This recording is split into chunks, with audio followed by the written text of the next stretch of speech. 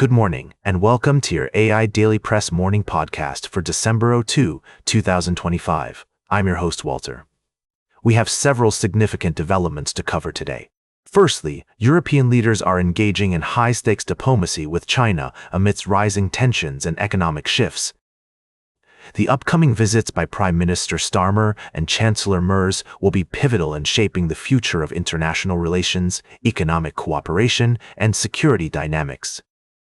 In another story, the White House is facing intense scrutiny over reports of a potential war crime committed by the U.S. military in Venezuelan waters.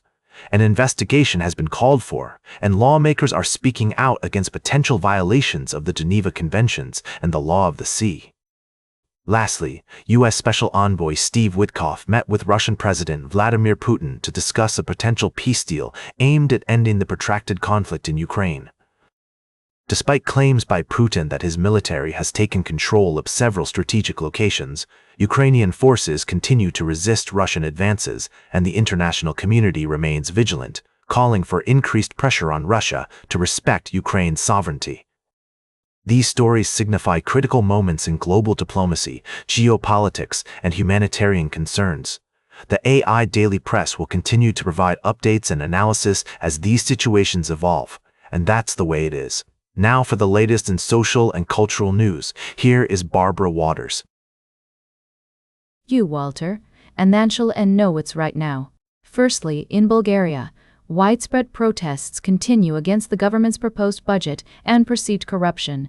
Tens of thousands of people are demanding the resignation of Prime Minister Rosen Zhelyazkov, with President Rumen Radev calling for an end to violence and early elections. The European Union is closely monitoring the situation, especially with Bulgaria set to adopt the euro in January. In other news, a son of notorious Mexican drug kingpin Joaquin El Chapo Guzman has pleaded guilty to U.S. drug trafficking charges. Joaquin Guzman Lopez admitted to overseeing the production and smuggling of large quantities of illicit drugs into the United States, which have been linked to tens of thousands of overdose deaths. Lastly, Ireland is launching a new plan to reclaim its position as a top tourist destination.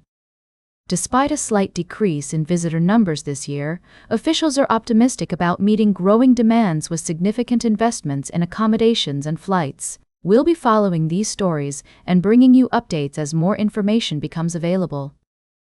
In the meantime, share your thoughts with us on social media using the hashtag AIDailyPress.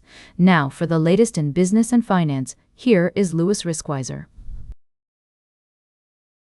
Thank you, Barbara. We're starting the day with a quick rundown of the top stories from our recent coverage. Firstly, we've seen significant developments in the cryptocurrency market, with Bitcoin experiencing a volatile ride, sinking below 16,000 before rebounding slightly. This has sparked concerns among investors about the asset's stability. Meanwhile, S&P Global Ratings has downgraded its assessment of the stability of USDT, the world's largest stablecoin, citing concerns over a potential drop in Bitcoin's value. In the U.S. stock market, December kicked off on a sour note, with major indexes slipping into the red. The Dow Jones Industrial Average, S&P 500, and Nasdaq Composite all experienced declines, with the latter two shedding around 0.7% of their value.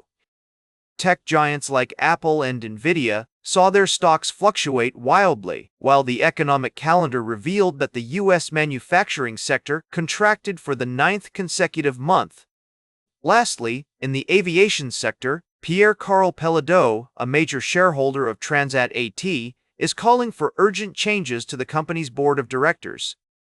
His investment firm, Financière Autrement, has requested a reduction in the board size and the election of new members, including Pelado himself. This move comes after Transat's consistent track record of operational and financial underperformance, resulting in significant shareholder value destruction. Stay informed, and remember, the only constant is change. We'll be keeping a close eye on these developments and bringing you updates throughout the day. Now for the latest in science and technology, here is Carl Starman. Thank you, Louis. Firstly, astronomers have made a groundbreaking discovery with the potential detection of a new comet, Comet 3I Atlas, which is making its closest approach to Earth. This rare celestial event offers scientists a unique opportunity to study the comet's composition and behavior, shedding new light on the mysteries of our solar system. Secondly, we're following the developing story of the International Space Station program, as Russia's decision to withdraw from the project after 2024 raises questions about the future of this remarkable endeavor. The ISS has been a beacon of international cooperation, enabling groundbreaking research and serving as a symbol of global collaboration. We'll be exploring the implications of Russia's withdrawal and what it means for the future of space exploration. Lastly, we're looking at a recent breakthrough in the search for new celestial bodies, with the potential discovery of a new exoplanet. However, I must correct myself. Our articles actually discuss a fascinating story about the detection of a potentially habitable exoplanet. Is not present. Instead, we have an article about the Russian orbital segment of the ISS and its importance to the project. In other news, a recent article discusses the possibility of Russia's withdrawal from the ISS program and how it may impact the future of space exploration. The ISS has enabled incredible research, from studying the effects of microgravity on living organisms to monitoring the Earth's climate. It has also served as a symbol of international cooperation, demonstrating that even in times of tension, nations can work together towards a common goal. Now for the latest in sports, here is Howard Closewell. Thank you, Carl. We've got a jam-packed show for you today, folks. Let's dive right into the world of sports. First off, we're talking football. The Detroit Lions' playoff hopes have taken a significant hit with star wide receiver Amon-Ra St. Brown's injury. That low ankle sprain has put their postseason chances on life support. We'll be keeping an eye on how they fare against the Cowboys on Thursday night. In other NFL news, Los Angeles Chargers quarterback Justin Herbert is dealing with a broken hand, but he's hoping to play in the team's upcoming matchup against the Philadelphia Eagles. And don't forget about Indianapolis Colts cornerback Sauce Gardner, who might be out for a few weeks with a calf injury.